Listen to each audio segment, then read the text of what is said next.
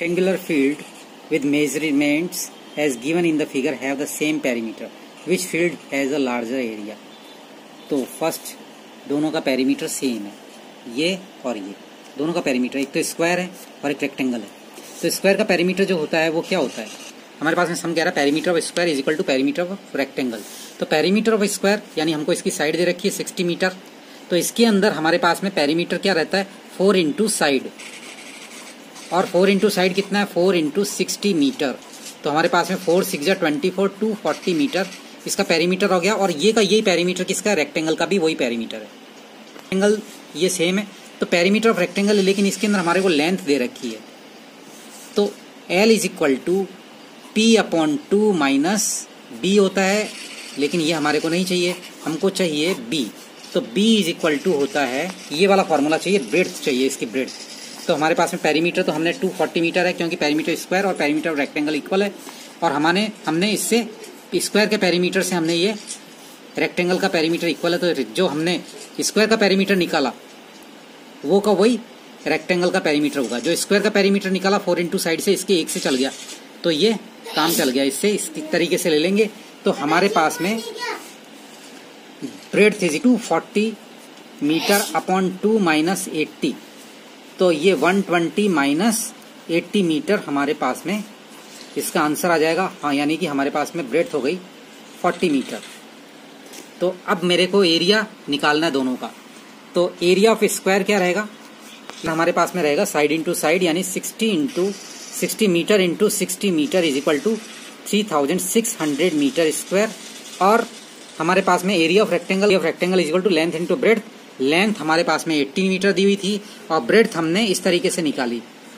240 हमारा कहाँ से आया, पेरीमीटर ऑफ स्क्वायर से, क्योंकि perimeter of square perimeter of rectangle equal है, तो हमने ये ले लिया अपॉन 2 माइनस 80, इस वाले फॉर्मूले को अप्लाई किया। तो हमारे पास में 40 मीटर ब्रेड्थ आई, हम 80 इंटू 40 को मल्टीप्लाई कर देंगे तो 3200 मीटर स्क्वायर ये हमारे पास में आया। तो अब किसका एरिया ज्यादा है, स्क्वायर का एरिया ज्यादा है, तो हम लिख देंगे आंसर में the area of square is more than rectangle. Mister Kaushik has a square plot with the measurement as shown in the figure. He wants to construct a house in the middle of the plot. A garden is developed around the house.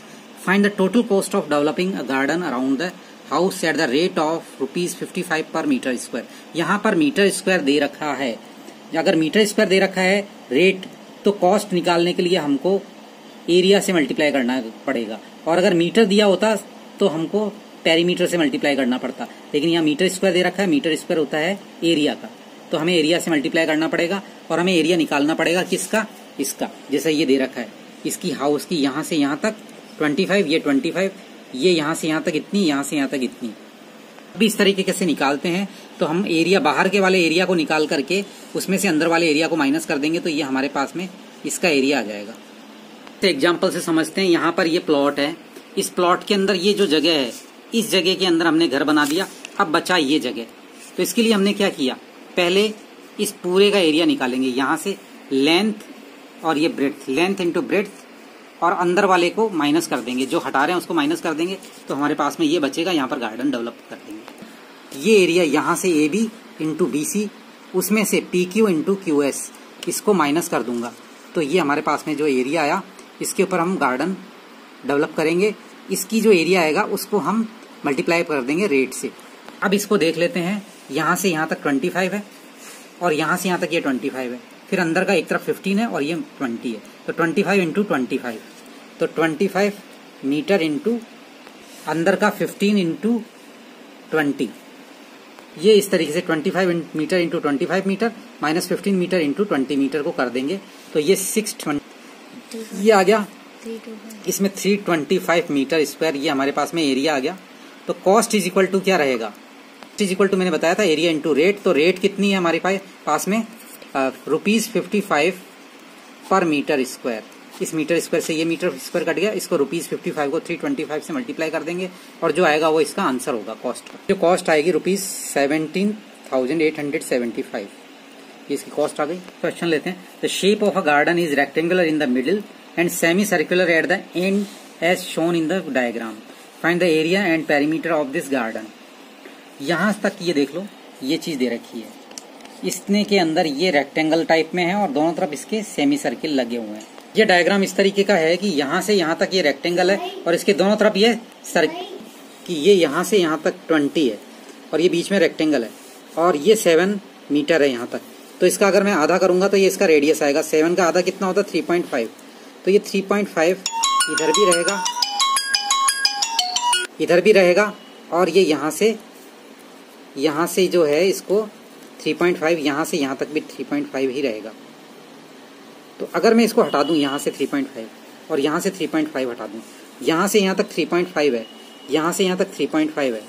अगर मैं इसको हटा देता हूँ तो यहाँ से इसमें से 20 में से मेरे को 3.5 और 3.5 इधर मिलकर के 7 हटाना पड़ेगा, तब जाकर के इस रेक्टेंगल का लेंथ आएगी।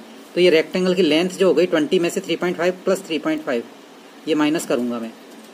ये जो दोनों 3.5 माइनस कर दूंगा जो कि इसकी रेडियस है, तो हमारे पास में इसकी रेक्टेंगल की लेंथ आ जाएगी और ब्रेड्थ कितनी है 7 मीटर।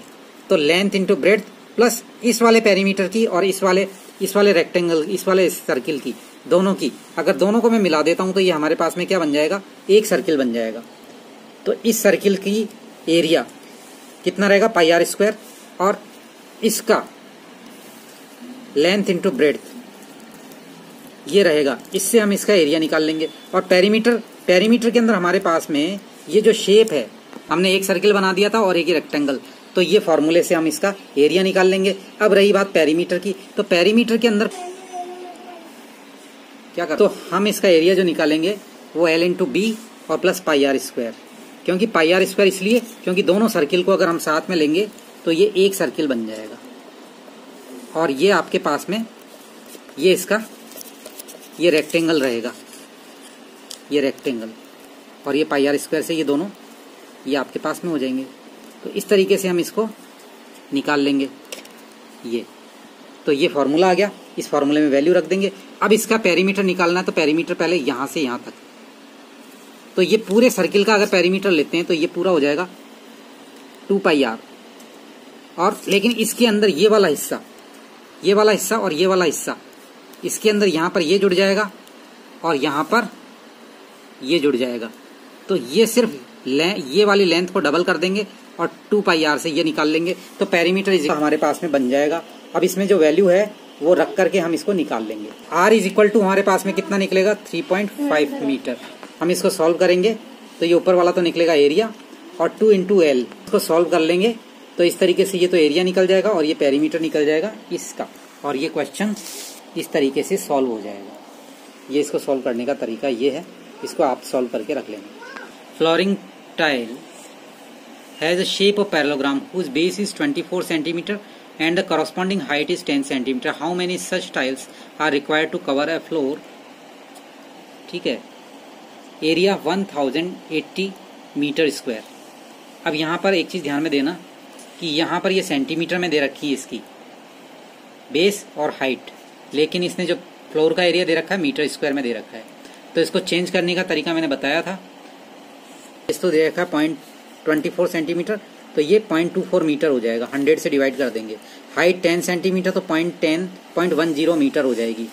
तो हमारे पास में एरिया ऑफ फ्लोर कितना दे रखा है 1080 मीटर स्क्वायर अपॉन, अब इसकी जो इसका बेस इंटू हाइट होता है तो 0.24 इंटू 0.10 मीटर स्क्वायर।